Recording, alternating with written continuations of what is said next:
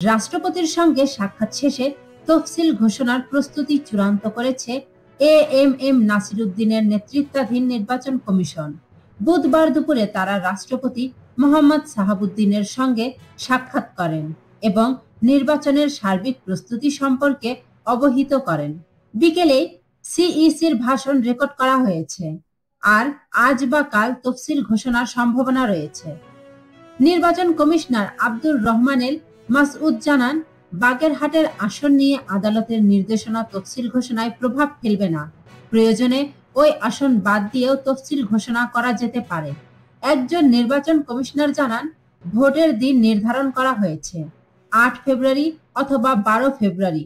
এই ২ তারিখের যে কোনো একটিতে নির্বাচন হওয়ার সম্ভাবনা বেশি।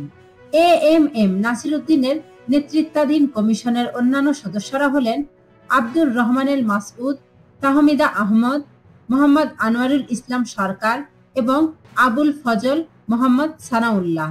সাক্ষাৎ শেষে ইসি সচিব আক্তার আহমেদ জানান, একই দিনে জাতীয় নির্বাচন ও গণভোট অনুষ্ঠিত হবে।